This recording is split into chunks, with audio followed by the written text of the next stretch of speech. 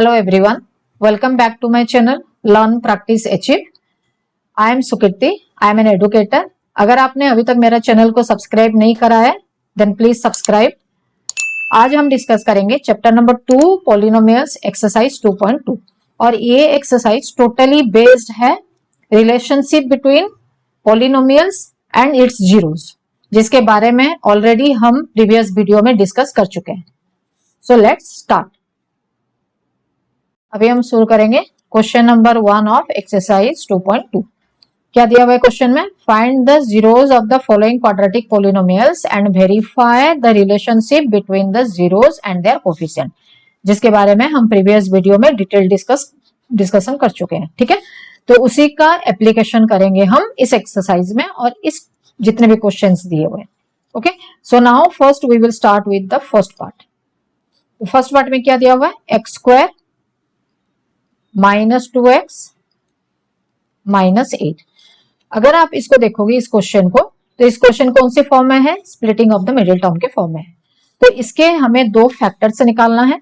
Factors निकालने के बाद फैक्टर्स के बेसिस पे हम उसका जीरोस निकालेंगे. जीरोस निकाल के उसका वेरिफिकेशन करेंगे कि जीरोस और कोफिशिएंट ऑफ द पॉलिनोमियल में क्या रिलेशन है. Clear? So first of all try to find out the zeros of or the factors of this polynomial.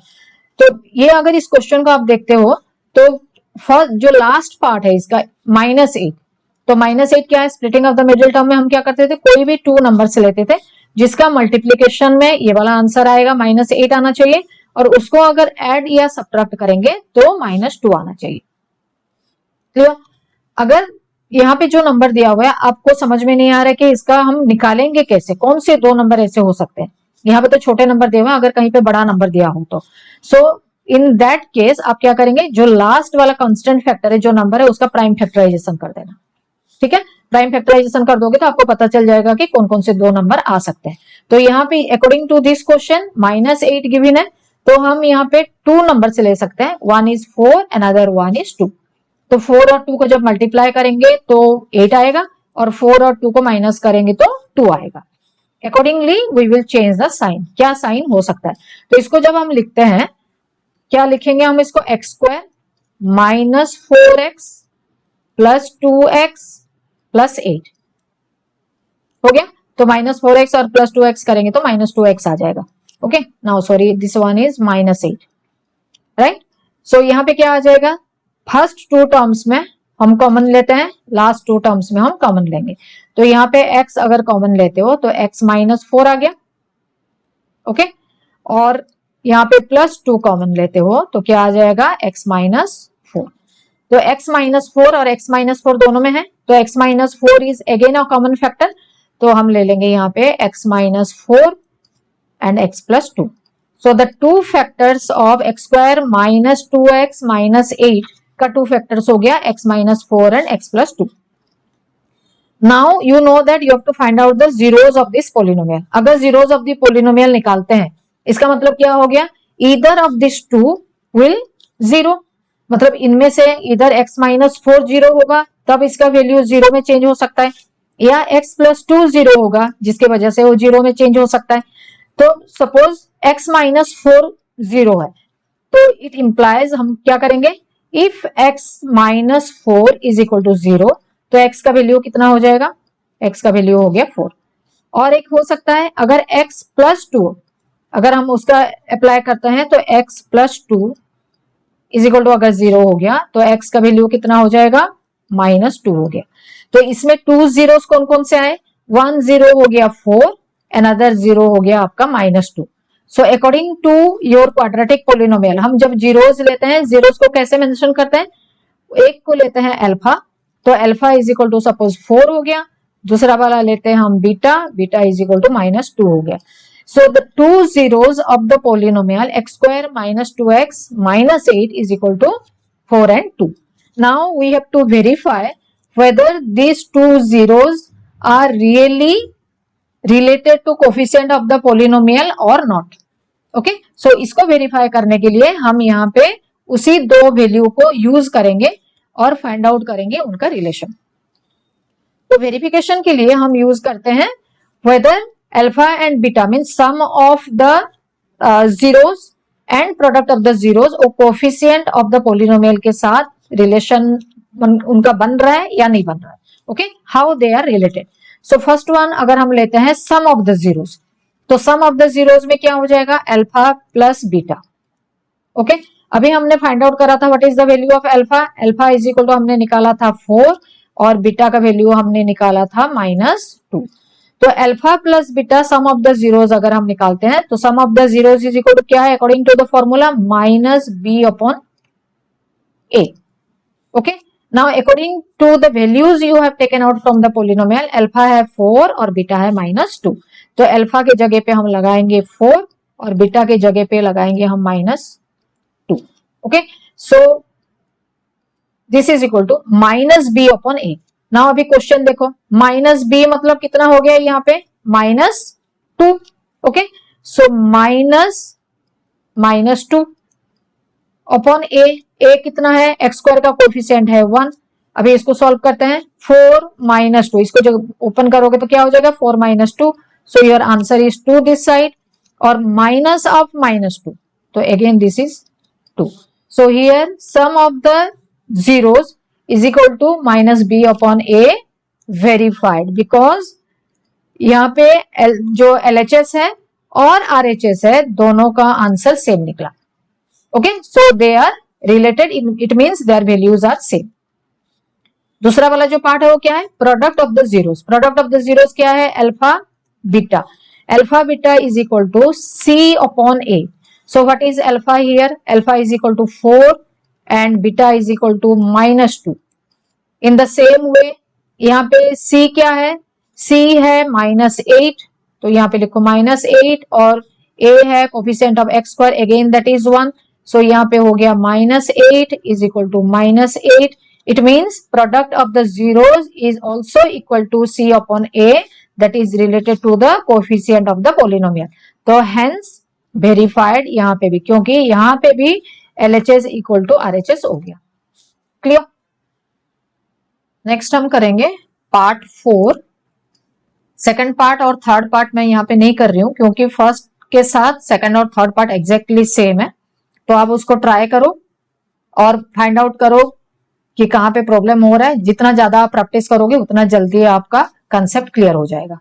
Okay, क्योंकि यहाँ पे क्वेश्चन नंबर 4 जो है थोड़ा सा डिफरेंट टाइप है, इसलिए मैं इसको अटेम्प्ट कर रही हूँ ताकि आपको इस टाइप के क्वेश्चन में प्रॉब्लम ना आए.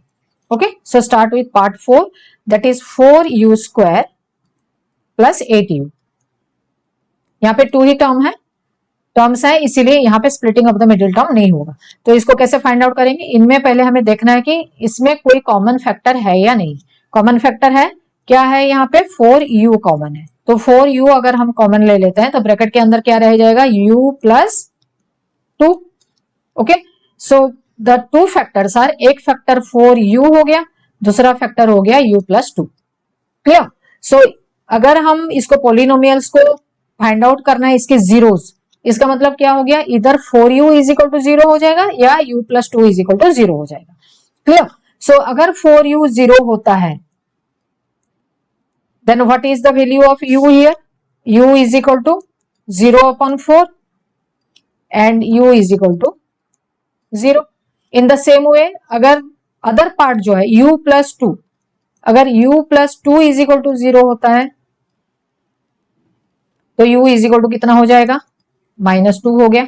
सो one of the 0 is equal to 0 and another 0 is equal to -2. तो क्योंकि हम जीरोस को अल्फा और बीटा के फॉर्म में लेते हैं तो यहाँ पे हम मेंशन करेंगे alpha is equal to 0 and beta is equal to -2. So अगर हम 0 या -2 इस फॉर्मूला में, इस पोलिनोमियल में अगर हम जो जीरोस है उसको यूज करते हैं, अल्फा और बीटा का वैल्यू यूज करते हैं, then this polynomial becomes 0. So these are the 2 zeros of this polynomial. Okay, now we have to find out what is the relation between this alpha and beta with the coefficient of the polynomial. Okay, to find out this we have to verify it. तो verification में हम क्या लेंगे, अभी verification में जो alpha और beta का वैल्यू हमने अभी इक्वेशन में से निकाला है, पोलिनोमियल में से निकाला है, उसको लेंगे. तो एक वैल्यू हो गया, अल्फा का वैल्यू हमें मिला था 0 और बीटा का वैल्यू हमें मिला था -2. Okay, now find out what is the sum of the zeros and what is the product of the zeros and how they are related with the coefficient of this polynomial. So sum of the zeros को हम लिखते हैं alpha plus beta, and alpha plus beta को जब express करते हैं हम, the value is equal to -b/a. तो अल्फा का वैल्यू हमारे पास 0 है और बीटा का वैल्यू है -2. ठीक है, यहाँ पे हम लिखेंगे b का वैल्यू यहाँ पे कितना है 8, माइनस b है तो -8 हो जाएगा. a का वैल्यू कितना है 4. Okay, so here 0 plus -2 is equal to -2 और यहाँ पे -8 divided by 4, so again you will get -2. So here both the sides are same, तो यहाँ पे क्या हो गया, ये वेरीफाइड हो गया. सो LHS and RHS has same value. Okay, in this way now we will find out what is the relation of the product of the zeros. The product of the zeros में हम क्या लेते हैं, alpha into beta. Alpha into beta is equal to क्या होता है, c/a. तो alpha का वैल्यू हो गया 0, बीटा का वैल्यू हो गया -2 यहाँ पे मेंशन करते हैं. c यहाँ पे नहीं है, it means the value of c is equal to 0. So 0/a का वैल्यू हो गया 4. So 0 into -2 0, 0/4 is equal to 0. Again here LHS is equal to RHS, means it is verified.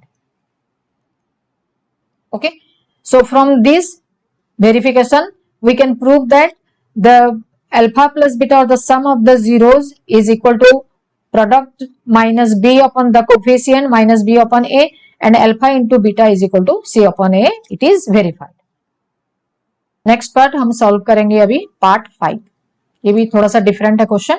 Okay, so this question is t² - 15. Again we can't do splitting of the middle term क्योंकि यहाँ पे भी 2 terms ही है. Okay, लेकिन ये कोई और identity हो सकता है. कौन सी आइडेंटिटी, a² - b².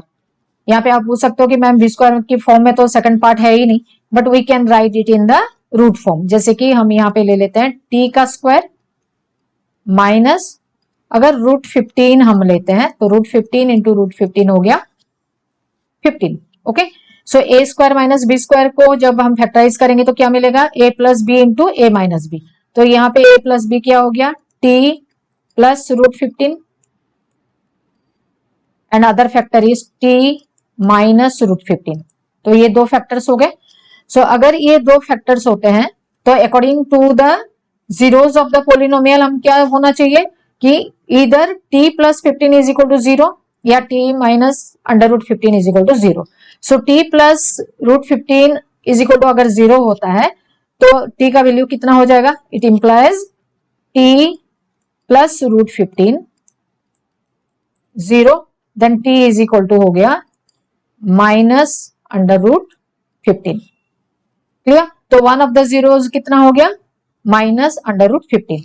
अगर t -√15 0 होता है तो t कितना हो जाएगा, t इज इक्वल टू √15. तो वन रूट हो गया -√15, अनदर रूट हो गया ओनली √15, मीन्स प्लस √15. तो अगर इसका जो जीरोस को हम एक्सप्रेस करते हैं, किसमें एक्सप्रेस करते हैं, अल्फा एंड बीटा. तो alpha one of the zeros हो गया -√15 एंड अनदर जीरोस हो गया √15. अगर ये वैल्यू को हम ये पोलिनोमियल में t² - 15 में अप्लाई करते हैं, then you will get its value 0. Okay, so now we have to verify whether it is right और रॉन्ग. तो वेरिफिकेशन में हम क्या करेंगे, अभी वैल्यू पुट करेंगे -√15 एंड प्लस √15 को. So first we will find out the sum of the zeros. Sum of the zeros को हम लिखते हैं alpha plus beta. Alpha plus beta is equal to क्या है, -b/a. और अल्फा का अभी वैल्यू हमने निकाला था -√15 और बीटा का वैल्यू हमने निकाला था √15, दैट इज प्लस √15. ओके, तो यहाँ पे अल्फा प्लस बीटा में यूज करते हैं इसको, -√15 plus √15 is equal to -b/a. तो if you will check this question t square minus 15, यहाँ पे b है ही नहीं. Okay, so if there is no b then what you will put 0 upon a का वैल्यू क्या है 1 है. तो यहाँ पे minus under root 15 and plus under root 15 cancel हो गया, आंसर कितना आया 0. हियर 0 अपॉन 1, आंसर कितना आया 0. तो LHS is equal to RHS, it means it is verified. इसका मतलब हो गया alpha plus beta is equal to minus b upon a, verification हो गया. Now the second part is product of the zeros. Product of the zeros में क्या है, alpha into beta is equal to c upon a. अगर c upon a होता है, what is the value of alpha into beta here, alpha is equal to minus under root 15, okay, and beta is equal to under root 15. Now what is c, minus 15 और a क्या है 1 है. तो minus under root 15 and plus under root 15. Under root 15 कितना हो गया 15 हो गया. यहाँ पे माइनस साइन है तो ये माइनस 15 हो गया, और माइनस 15 इस साइड में भी है. इसका मतलब क्या हो गया, again LHS is equal to RHS, hence verified. So the product of the zeros is also equal to C upon A. So now for this the exercise question number 1 is over, because I am not going to solve question number or part number 6, क्योंकि part number 6 जो है वो exactly part number 1, 2 and 3 जैसा ही है. So try it, and if you will face any problem just communicate me. Okay students, this is the end of question number 1 of exercise 2.2 chapter polynomial. इसमें हमने question number 1 में out of 6 parts we have discussed only 3 parts which are totally different. जो questions similar type के थे वो question हमने discuss नहीं करा. आप उसको प्रैक्टिस करो, और अगर आपको कहीं पे प्रॉब्लम हो रहा है आप मुझे कमेंट बॉक्स में लिख सकते हो. So please like, share and subscribe my channel, and don't forget to hit the bell icon to get my new upcoming videos. Thank you for watching.